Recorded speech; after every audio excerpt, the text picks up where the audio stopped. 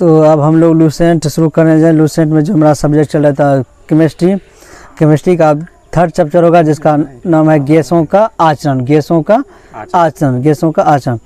तो गैसों का आचरण में पहला नियम है बॉयल का नियम। किसका है? बॉयल का नियम।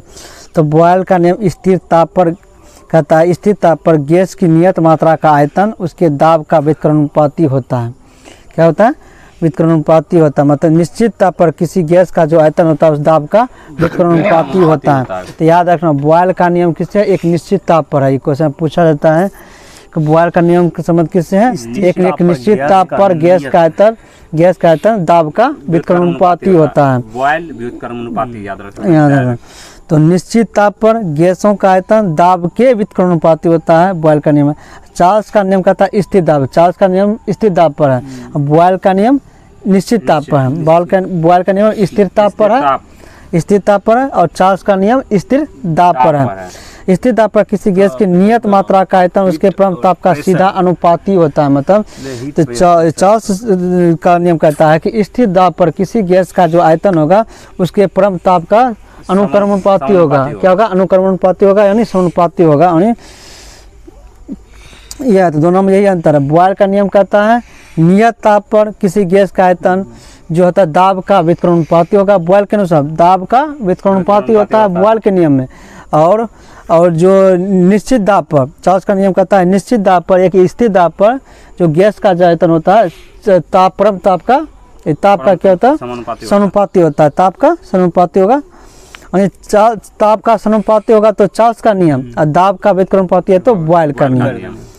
अब परम शून्य ताप सैद्धांतिक रूप से न्यूनतम संभव ताप, मतलब वह कम से कम न्यूनतम संभवता उसके नीचे और कोई दूसरा ताप अब संभव ही नहीं हो सकता है, तो उसे न्यूनतम ताप कहते हैं, जिसका मान -273 डिग्री सेल्सियस होता है। -273 डिग्री सेल्सियस को ही परम शून्य ताप माना गया है। तो इस ताप पर सभी गैसों का आयतन क्या होता है? शून्य होता है। पूछेगा परम शून्य ताप पर सभी गैसों का आयतन क्या होता है? शून्य होता है। परम शून्य सब ताप का वैल्यू कितना होता है? -273 डिग्री सेल्सियस। -273 डिग्री सेल्सियस होता है। अब अवोगाड्रो का नियम कहता है, अवोगाड्रो का नियम दोनों का नियम ले लेता है। समान ताप एवं दाब पर सभी गैसों के समान आयतन में अणुओं की संख्या समान होती है। यह अवोगाड्रो की संख्या। एवोगाड्रो में अणुओं की संख्या समान होगा, और बॉयल के नियम में क्या होगा? दाब का व्युत्क्रमानुपाती होगा, और यहाँ ताप के चार्ल्स के नियम में ताप के समानुपाती होगा। तो ऐसे छोटा पॉइंट पकड़ के हम लोग भी क्लियर कर सकते हैं। तो बॉयल का नियम क्या कहता था? दाब का व्युत्क्रमानुपाती होगा। चार्ल्स का नियम कहता है ताप के समानुपाती होगा, और एवोगाड्रो का नियम कहता है अणुओं की संख्या समान होगा। अणुओं की संख्या समान होगा। बॉयल का नियम एक स्थिर दाब पर था, और चार्ल्स का नियम एक निश्चित चार्ल्स का नियम स्थिर दाब पर है।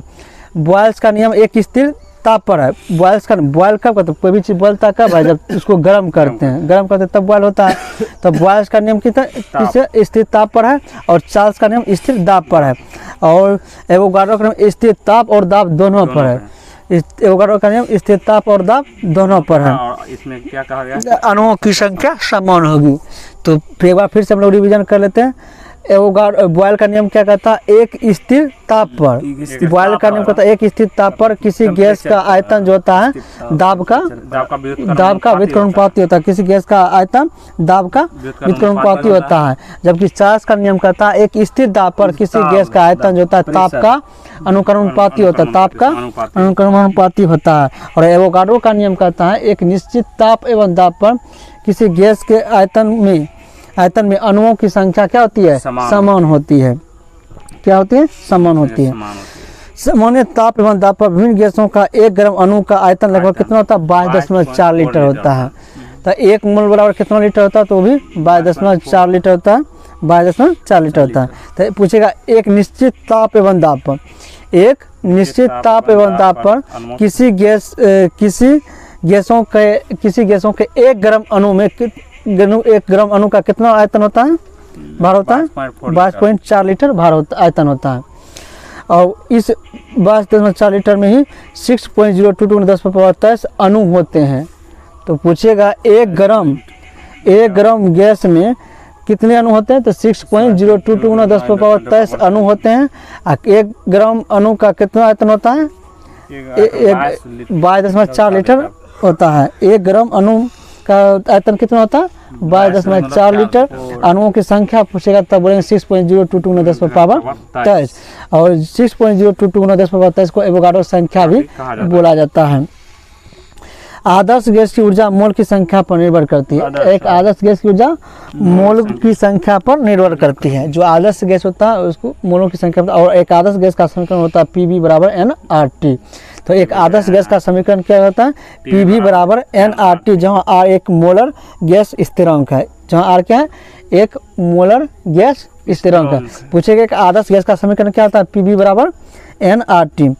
आप देखो PV = RT, PV = RT, जहाँ n = 1 है तो PV बराबर क्या हो जाएगा? RT। PV बराबर क्या हो जाएगा? RT। जब n बराबर, गैसों का विषण क्या कहता है? घनत्व में अंतर रहते हुए पृथ्वी के गुरुत्वाकर्षण विरुद्ध गैसों के आपस में मिलने जुलने की स्वाभाविक क्रिया को गैसों का विषण कहते हैं।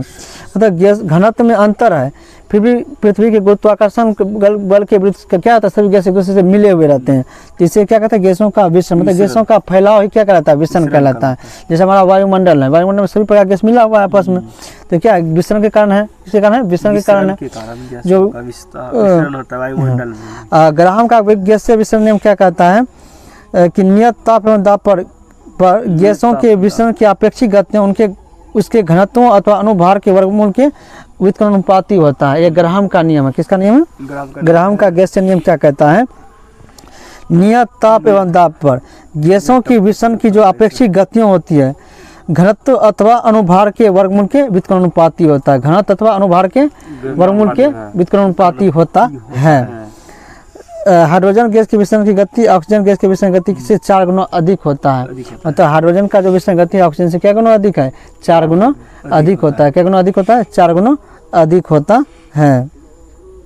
तो नियम है R1/R2 = √D2/D1। R1/,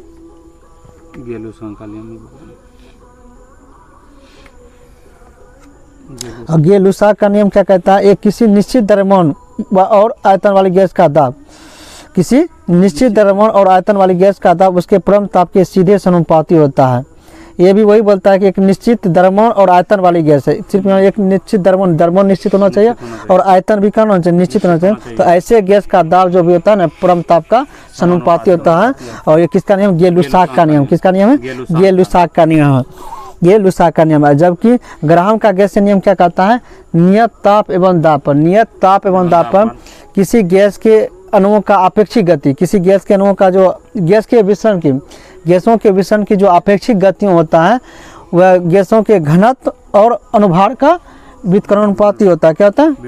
अनुभार के वर्गमूल का व्युत्क्रमानुपाती, वर्गमूल के व्युत्क्रमानुपाती होता है। R1/R2 बराबर फॉर्मूला होता है √D2/D1। और हाइड्रोजन गैस का जो विषण होता है ऑक्सीजन से 4 गुना अधिक होता है। तो एक बार हम लोग फिर से रिवीजन कर लेते हैं। पहला नियम है बॉयल का नियम। बॉयल क्या होता है? जब किसी भी पदार्थ को हम गर्म करते हैं तभी तो बॉयल होता है। इसका मतलब बॉयल का नियम जो है स्थिर ताप पर है।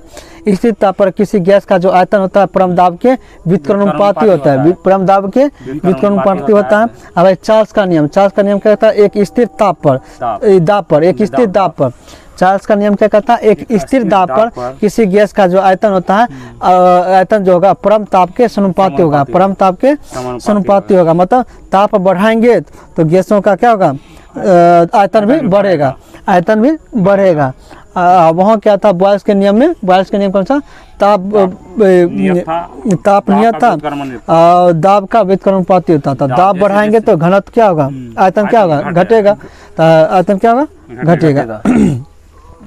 -273 डिग्री सेल्सियस को परम शून्य ताप माना गया और परम शून्य ताप पर सभी गैसों का मतलब मान 0 होता है। क्या होता है? 0 होता है।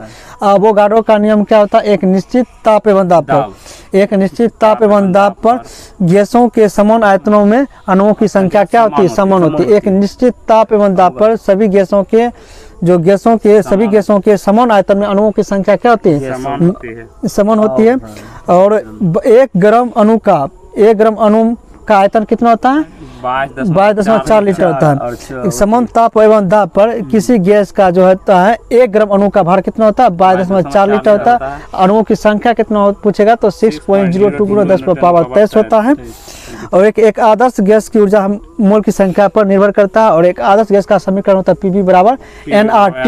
यदि n बराबर 1 हो तब पीवी बराबर क्या हो जाएगा? RT हो जाएगा। क्या हो जाएगा? RT हो जाएगा।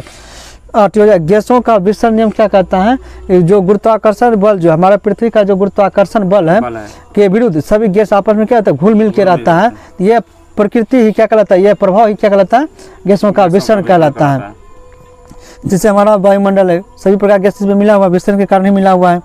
ग्राहम का गैस नियम क्या कहता है? नियत ताप एवं दाब पर गैस के अणुओं की जो अपेक्षित गतियों होती है, गैस के अणुओं की जो अपेक्षित गतियों होती है, घनत्व तथा अनुभार, घनत्व अनुभार के वर्ग के व्युत्क्रमानुपाती होता है। घनत्व अनुभार के वर्ग के व्युत्क्रमानुपाती होता है। ये किसका नियम है? ग्राहम का गैसीय नियम। ग्राहम का गैसीय नियम है। किसका नियम है? ग्राहम का गैसीय नियम है। और हाइड्रोजन गैस का जो विसरण का गुण है ऑक्सीजन की अपेक्षा 4 गुना अधिक है। और एक नियम और है गैस लुसाक का नियम क्या है? एक निश्चित ताप एक निश्चित द्रव्यमान तथा आयतन वाले गैसों का जो दाब होता है परम ताप के सीधे समानुपाती होता है। एक निश्चित द्रव्यमान तथा आयतन वाले जो गैसों का दाब होगा वो परम ताप के समानुपाती होगा। क्या होगा? समानुपाती होगा। और जबकि बॉयल का नियम क्या कहता था? आयतन जो है परम दाब के व्युत्क्रमानुपाती होगा। तो आज हम लोग का तीसरा चैप्टर समाप्त हो गया है।